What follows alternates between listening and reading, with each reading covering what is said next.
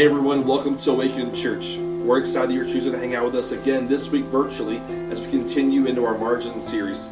This week, Pastor Jeff, as well as our worship team, is going to lead us through a video to kind of talk through some opportunities for us to worship together in a virtual format so that you and your missional community can find ways to discuss and dialogue how you can grow through the content prepared for you. We know there's no substitute for getting together, having community, learning how to love on each other and also love those in our community that God's called us to. But we hope that you take that time through learning through this video, through also other ways that your missional community is finding creative opportunities to love on your neighbors, your family, your friends, your co-workers, your classmates, and really pressing into those things. Again, we want to continue to avoid things like fear and press into things like love and opportunity that God provides. So we hope that you're staying safe. We hope that you enjoyed this week's edition of Margin. Thank you.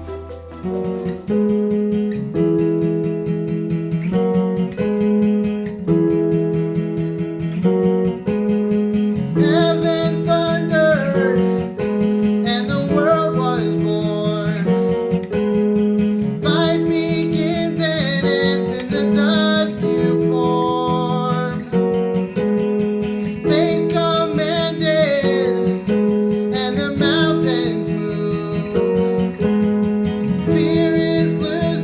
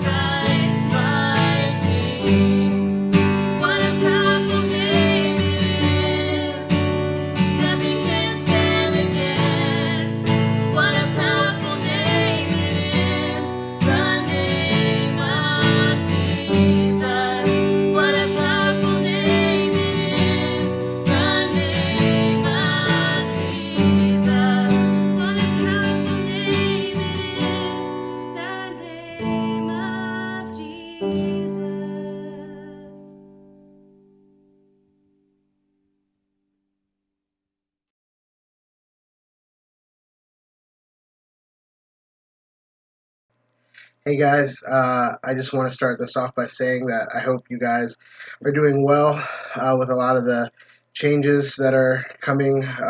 Hourly things seem to be changing and we're getting more information. And so I hope you guys are doing well with all these changes. I hope you guys are being wise. I hope you're following advice that's being given down from the CDC and other experts. And I'm hoping that the cabin fever hasn't set in too badly yet, because it's quite realistic that we're still going to continue to see this escalate before we get to see it de-escalate. So hopefully it's not setting in yet, because there may be a little bit more ahead of us before things start getting better.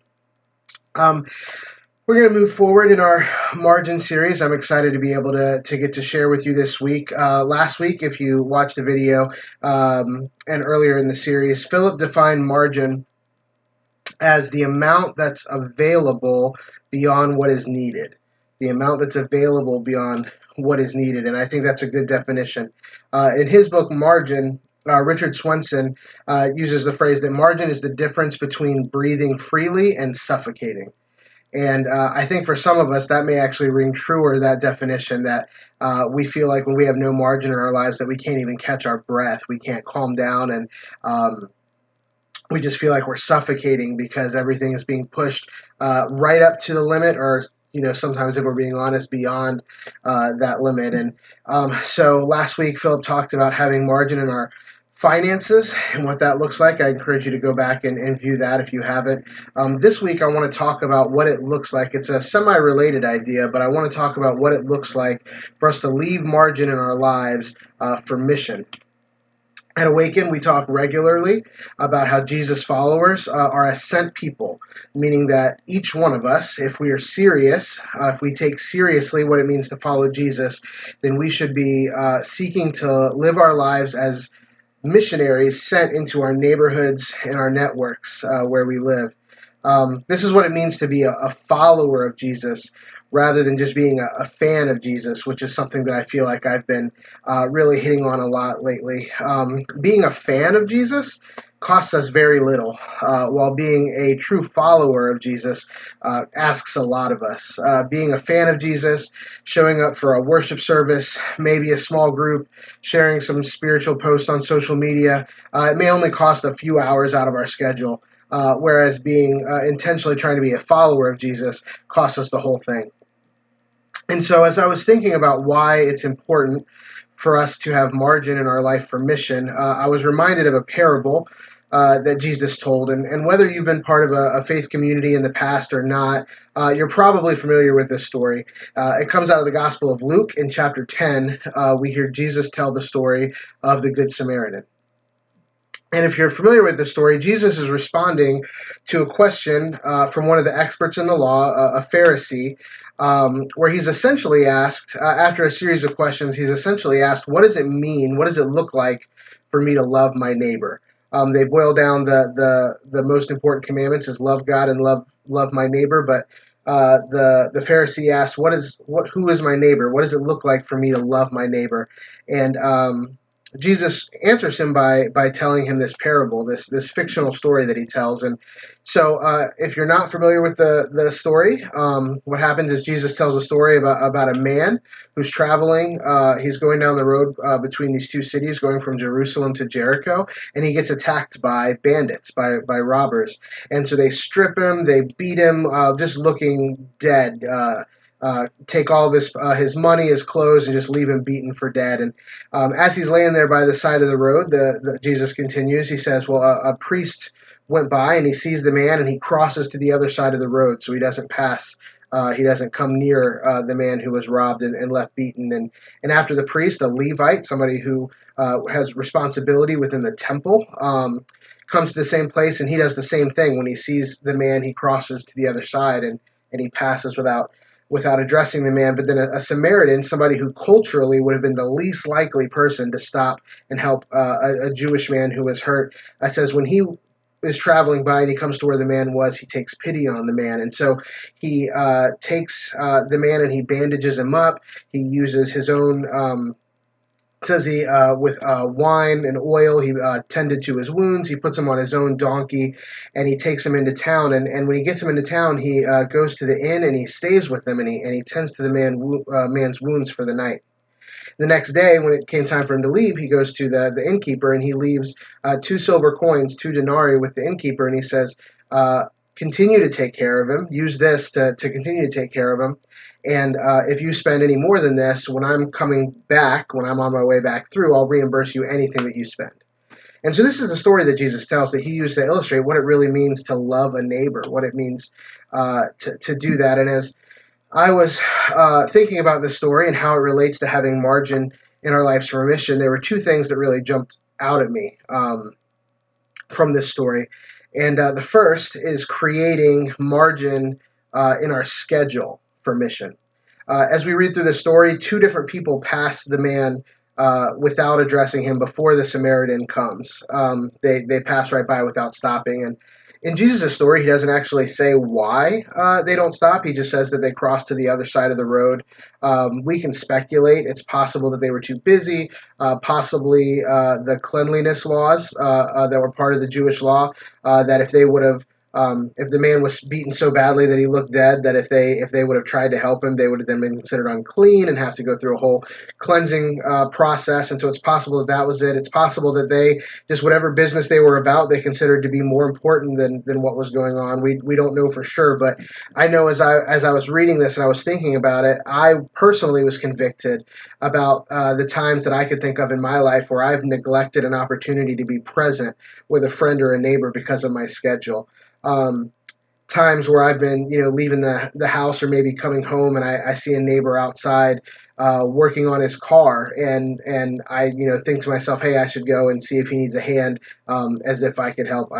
I would at best be able to hold a light or something, right? I'm sure he's much more capable than I am, but just that opportunity to be present that I neglect because I feel like whatever I had going on at that time was more pressing or more important. I think of the times where we wanted to invite a neighbor over for dinner and we didn't because looking at our schedules, like every evening for the next 2 weeks was completely planned out, and so we had no room to invite them over. These kind of things are convicting for me because they show that I have not left margin in my schedule to be able to be living on mission with my friends and neighbors and to be present with them. I think probably almost every single one of us that's watching this, I think we can look at where our time goes and we can say that we have a really full schedule, but having a full schedule is not the same thing as living a full life. And if we don't create spaces in our schedules for mission, it absolutely won't happen by accident. We have to be intentional by putting margin into our schedules that we can use to be living on mission with our friends and our neighbors. Um, Heather and I, just to share with you guys, something that we instituted earlier this year is we said, we live busy lives, unfortunately busier than I wish we did. But that we said at the very least, at the very minimum, that we were going to set aside within any given month that we were going to have at minimum one meal in our home. We would invite one member of Awaken over into our home to share a meal with, to continue to build community among the church. And then we would have at least one time a month where we invite somebody from outside of the church over into our home for dinner to build relationship and to invest in that relationship. And so that's something that we've committed to doing, that we've said, hey, this may be the bare minimum that we can do right now. As seasons change, maybe we are able to increase that. But it's just a way that we've said that we want to make sure that we leave that margin in our schedule to be able to do that. The second thing that jumps out at me from this story pertaining to what it means to live a life on mission is creating margin in our finances for mission. Philip spoke about finances last week, so I'm not going to dwell on it very long, but the Samaritan in Jesus' story, he uses his own resources to tend to the man medically, and then when he leaves, he gives the innkeeper what was added up to a decent sum of money to care for him, and then even promising to reimburse him any additional expense that he may spend on his way back through. If we don't create margin in our finances, it limits the ability that we have to be able to meet the needs of others around us as they arise. Um, just again to tell a personal story, and this certainly isn't intended to toot my own horn, but rather just to show how even a small amount of margin can allow you to meet a need when it arises. I was at the grocery store, and I was just running in for something real quick. I don't remember what it was. Oh, actually, I was on the way to a missional community. I was running in just to pick up something to add to our meal that we were going to have that night.